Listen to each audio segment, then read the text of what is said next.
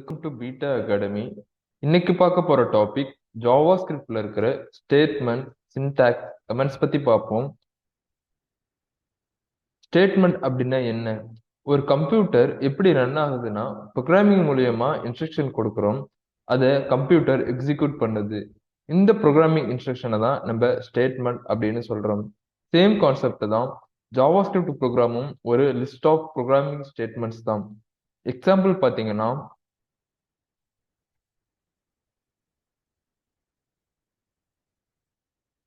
நான் ஒரு வேரியபிள் இப்போ டிக்ளேர் பண்றேன், அது ஒரு ஸ்டேட்மெண்ட். அந்த வேரியபிளுக்கு ஒரு வேல்யூவை அசைன் பண்றேன், அது ஒரு ஸ்டேட்மெண்ட்.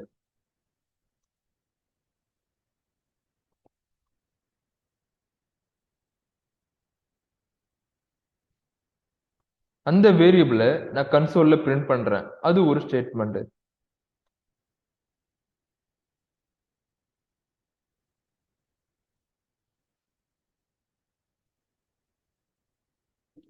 ஸோ இதெல்லாம் தான் நம்ம ஸ்டேட்மெண்ட் அப்படின்னு சொல்றோம். நீங்க ஒவ்வொரு ஸ்டேட்மெண்ட் கம்ப்ளீட் பண்ணும்போதும் செமிகோலன் கொடுத்து கம்ப்ளீட் பண்ணுங்க. செமிகோலன் எதுக்காக அப்படின்னு பாத்தீங்கன்னா, ஸ்டேட்மெண்ட்டை செப்பரேட் பண்ணி காட்டுறதுக்காக செமிகோலன் யூஸ் பண்றோம். ஜாவா ஸ்கிரிப்ட்ல செமிகோலன் கொடுக்கலனாலும் ஒர்க் ஆகும், பட் சில இடத்துல நம்ம செமிகோலன் கொடுத்தே ஆகணும். எக்ஸாம்பிள் பாத்தீங்கன்னா, நான் ஒரு 3 வேரியபிள் 1 by 1 டிக்ளேர் பண்ணிக்கிறேன். Let x1, let x2, let x3. இதுல நான் செமிகோலன் கொடுக்கலனாலும் எனக்கு எந்த எரரும் வரல, பட் நான் ஒரே லைன்ல வேரியபிள் டிக்ளேர் பண்ணும்போது எனக்கு என்ன நடக்குதுன்னு பார்ப்போம்.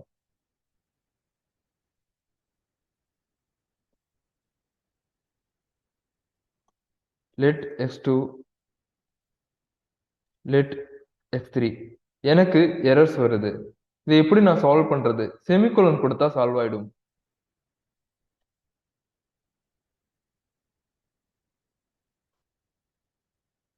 பாத்தீங்களா, சால்வ் ஆயிடுச்சு.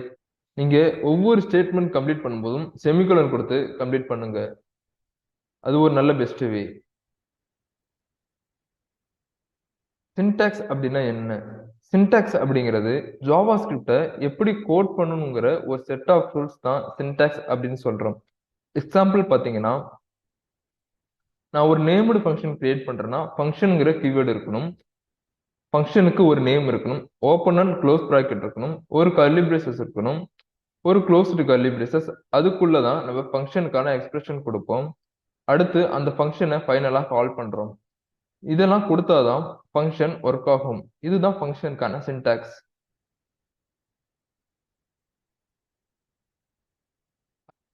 கமெண்ட்ஸ் அப்படின்னா என்ன?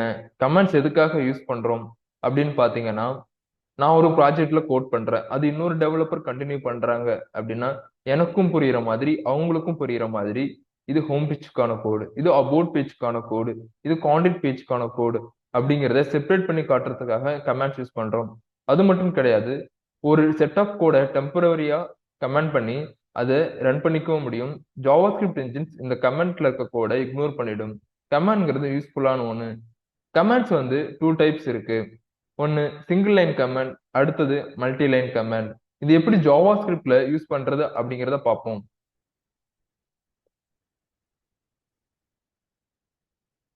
இப்போ நான் வேரியபிள் டிக்ளேர் பண்ணியிருக்கேன். இது நான் சிங்கிள் லைன் கமெண்ட்ல வேரியபிள் டிக்ளரேஷன் அப்படிங்கறத மென்ஷன் பண்ணிக்கிறேன். சிங்கிள் லைன் கமெண்ட்க்கு டபுள் ஸ்லாஷ் கொடுங்க.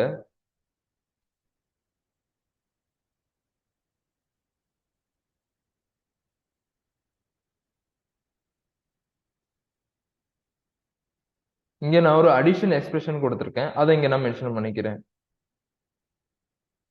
Addition expression.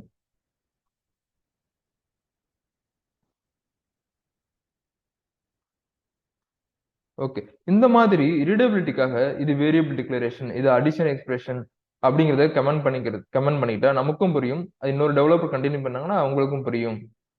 அடுத்து மல்டிலைன் கமாண்ட். மல்டிலைன் கமாண்ட் எதுக்காகனா, ஒரு செட் ஆஃப் கோடை கமெண்ட் பண்ணிக்கிறதுக்காக யூஸ் பண்றோம். நான் இந்த அடிஷன் எக்ஸ்பிரஷனை கமெண்ட் பண்றேன்.